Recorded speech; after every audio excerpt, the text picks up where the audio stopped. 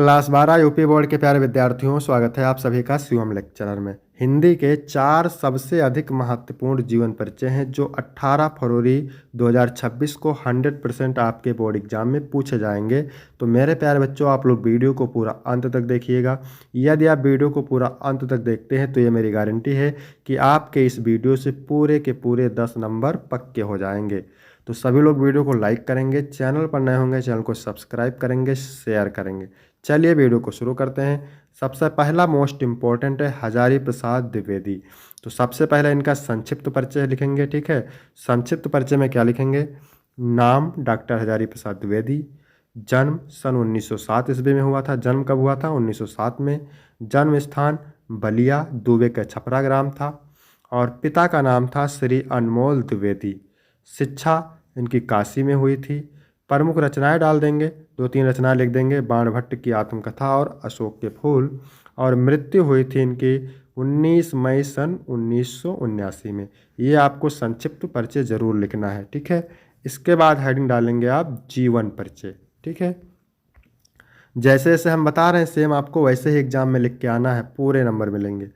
आचार्य हजारी प्रसाद द्विवेदी का जन्म सन 1907 ईस्वी में बलिया जिले के दुबे का छपरा ग्राम में हुआ था। आचार्य हजारी प्रसाद द्विवेदी का जन्म कब हुआ था? 1907 में हुआ था। और कहाँ हुआ था? बलिया जिले के दुबे का छपरा गांव में। इनके पिता का नाम श्री अनमोल द्विवेदी, पिता का क्या नाम था? अनमोल द्विवेदी। और माता का नाम था ज्योतिषमती, माता का नाम था ज्योतिषमती देवी। इन्होंने हिंदी एवं संस्कृत भाषाओं का गहन अध्ययन किया और सन 1930 ईस्वी में काशी विश्वविद्यालय से ज्योतिषाचार्य की परीक्षा उत्तीर्ण की। मतलब इन्होंने हिंदी संस्कृत भाषाओं का गहन अध्ययन किया और 1930 में काशी विश्वविद्यालय से ज्योतिषाचार्य की परीक्षा उत्तीर्ण कर लिया। और सन 1957 ईस्वी में भारत सरकार ने इन्हें पद्म भूषण की उपाधि से सम्मानित किया, विभूषित किया। और सन 1979 ईस्वी में रोग से पीड़ित होने के कारण यह महान साहित्यकार चिर निद्रा में हमेशा के लिए सो गया। इतना आप लिखेंगे जीवन परिचय। फिर हेडिंग डालेंगे साहित्यिक परिचय, ठीक है। आचार्य हजारी प्रसाद द्विवेदी साहित्य के प्रख्यात निबंधकार, आलोचक, संपादक, उपन्यासकार के अतिरिक्त एक कुशल वक्ता एवं एक सफल अध्यापक भी थे। हजारी प्रसाद द्विवेदी प्रख्यात निबंधकार थे, आलोचक थे, संपादक थे, उपन्यासकार थे और इसके अतिरिक्त क्या थे? कुशल वक्ता थे और अध्यापक भी थे। उनकी रचनाओं में नवीनता एवं प्राचीनता दोनों का मिलन था, समन्वय था। आधुनिक युग के गद्यकारों में आचार्य हजारी प्रसाद द्विवेदी का महत्वपूर्ण स्थान है। उनके विषय विवेचन में गंभीरता और शालीनता स्पष्ट रूप से प्रकट होती है। इसके बाद हेडिंग डालेंगे प्रमुख रचनाएं, ठीक है। तो हजारी प्रसाद द्विवेदी के द्वारा लिखित प्रमुख रचनाएं निम्नलिखित हैं। निबंध संग्रह में अशोक के फूल, कुटज, कल्पलता, आलोक पर्व। उपन्यास में बाणभट्ट की आत्मकथा, पुनर्नवा। आलोचना साहित्य में साहित्य सहचार, सूर साहित्य और कबीर। इतिहास में हिंदी साहित्य का आदिकाल। इसके बाद दूसरा मोस्ट इम्पोर्टेंट जीवन परिचय है। सबसे पहले आप उसी तरह संक्षिप्त परिचय लिखेंगे। तो सबसे पहले लिखेंगे जन्म 29 मई 1906 में हुआ था इनका और जन्म स्थान था देवबंद, सहारनपुर, उत्तर प्रदेश। पिता का नाम था रमादत्त मिश्रा और इनके कार्य क्षेत्र था पत्रकारिता, निबंध लेखन और स्वतंत्रता संग्राम में इन्होंने भाग लिया था। प्रमुख विधा क्या थी इनकी? रिपोर्टाज था, ललित निबंध था, साक्षात्कार था और संस्मरण था। सम्मान इनको मिला था भारत सरकार द्वारा 1990 में पद्म श्री से सम्मानित किया गया था। प्रमुख रचनाएं में जिंदगी मुस्काई, माटी हो गई सोना, भूले बिसरे चेहरे, नई पीढ़ी नए विचार। संपादक यानी इन्होंने नया जीवन और विकास पत्रिका का संपादन किया था और इनकी मृत्यु हो गई थी 9 मई 1995 में। तो ये रहा कुछ संक्षिप्त परिचय। देखिए संक्षिप्त परिचय में जन्म, जन्म स्थान, माता पिता यदि हैं तो माता पिता, प्रमुख रचनाएं और मृत्यु, इतना लिखना मोस्ट होता है, जरूरी होता है। इसके बाद में जीवन परिचय हेडिंग डालेंगे। प्रभाकर जी का जन्म सन 1906 में सहारनपुर जिले के देवबंद में साधारण ब्राह्मण परिवार में हुआ था। पीडीएफ आपको मिल जाएगा डिस्क्रिप्शन में, टेलीग्राम की लिंक, ठीक है। प्रभाकर जी का जन्म कब हुआ था? 1906 में सहारनपुर जिले के देवबंद में हुआ था और साधारण ब्राह्मण परिवार में हुआ था। इनके पिता का नाम क्या था? रमादत्त मिश्रा। क्या नाम था? रमादत्त मिश्रा। इन्होंने अपना जीवन राष्ट्र सेवा में लगा दिया।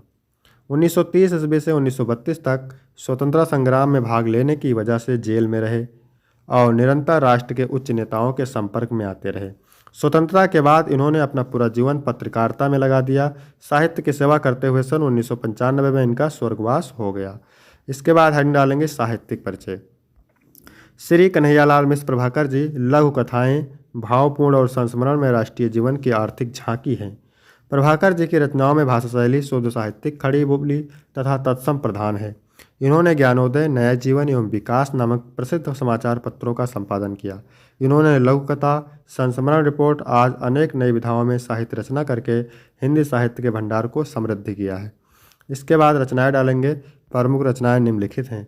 रेखाचित्र है नई पीढ़ी के विचार, जिंदगी मुस्काई, भूले भूले बिसरे चेहरे, माटी हो गई सोना। लघु कथा में आकाश के तारे, धरती के फूल, संस्मरण में दीप जले शंख बजे और निबंध में क्षण बोले कण मुस्काए। फिर अगला है कवि का जीवन परिचय, अयोध्या सिंह उपाध्याय हरिओत। तो इनका भी संक्षिप्त परिचय लिखेंगे आप। जन्म कब हुआ था अयोध्या सिंह उपाध्याय हरिओत का? 15 अप्रैल सन 1865 ईस्वी में। जन्म स्थान था निजामाबाद, आजमगढ़। पिता का नाम था भोला सिंह उपाध्याय, माता का नाम था रुक्मणी देवी। शिक्षा इन्होंने स्वाध्याय से विभिन्न भाषाओं का ज्ञान प्राप्त किया था। भाषा इनकी थी ब्रज भाषा एवं खड़ी बोली। शैली थी प्रबंध एवं मुक्तक। प्रमुख रचनाओं में प्रिय प्रवास, खड़े बोली, चोखे चौपदे, चुभते चौपदे, वैदेही वनवास। और मृत्यु हुई थी 6 मार्च सन 1947 ईस्वी में। इसके बाद हेडिंग डालेंगे जीवन परिचय। अयोध्या सिंह उपाध्याय हरिओत जी का जन्म सन 1865 ईस्वी में उत्तर प्रदेश के आजमगढ़ जिले के निजामाबाद नामक स्थान पर हुआ था।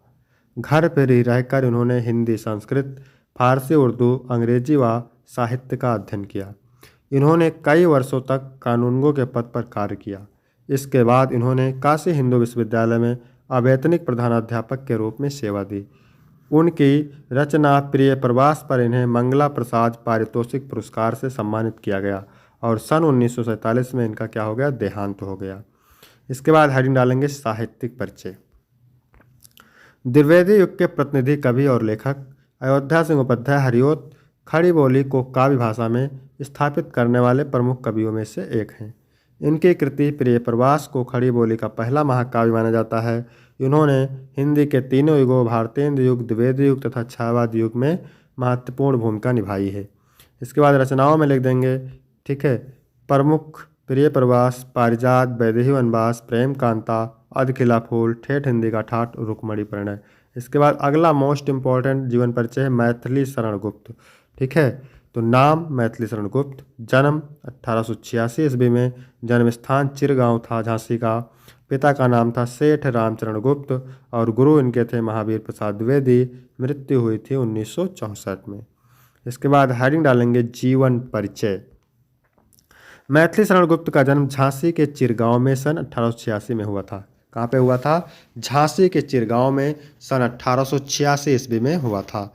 इनके पिता सेठ राम शरण गुप्त हिंदी साहित्य के अच्छे कवि थे। इन्हें अपने पिता से ही कविता की प्रेरणा प्राप्त हुई। गुप्त जी की शिक्षा दीक्षा घर पर ही संपन्न हुई। इसी कारण से इनके अंदर काव्य के प्रति अभिरुचि जागृत हुई। सन 1964 ईस्वी में सरस्वती का यह महान उपासक परलोक सिधार गए।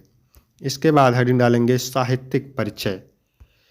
मैथिली शरण गुप्त जी बचपन से ही काव्य रचना करते थे। ठीक है, यह एक युग पुरुष थे। क्या थे? युग पुरुष थे, जिन्होंने हिंदी भाषा को अभिव्यक्ति की नई शक्ति प्रदान किया। उनकी रचनाएं सरल और लोगों को प्रिय लगती थी। ठीक है, इनकी रचनाएं लोगों को सरल और प्रिय लगती थी, जिससे वह राष्ट्र कवि के रूप में प्रसिद्ध हुई। यानी मैथिली शरण गुप्त को राष्ट्र कवि भी कहा जाता है। उनके काव्य में देशभक्ति और संस्कृति की भावना प्रबल थी। उन्होंने हिंदी साहित्य को राष्ट्रीय स्वरूप प्रदान किया और भारत भारती जैसी कृतियों के माध्यम से भारतीय संस्कृति को उजागर किया। वह राष्ट्र प्रेम और समाज सुधार के पक्षधर थे। इसके बाद आप हेडिंग डालेंगे रचनाएं। ठीक है, गुप्त जी की रचनाएं निम्नलिखित हैं। मौलिक रचनाएं, ठीक है, अनुदित रचनाएं। तो मौलिक रचनाएं का मतलब स्वयं की लिखी हुई रचनाएं और अनुदित का मतलब है किसी रचना से अनुवाद करके लिखना। ठीक है, तो भारत भारती, जयद्रथवत, पंचवटी, साकेत महाकाव्य है मैथिली शरण गुप्त का, यशोधरा, नहुष। अनुदित रचनाओं में मेघनाद वध, वीरांगना, प्लासी का युद्ध और उर्मिला। तो मेरे प्यारे बच्चों, यहाँ तक वीडियो कंप्लीट होता है। वीडियो कैसा लगा? वीडियो अच्छा लगा हो तो वीडियो को लाइक करेंगे, चैनल को सब्सक्राइब करेंगे। फिर मिलते हैं आपको अगली वीडियो में। तब तक के लिए जय हिंद, जय भारत।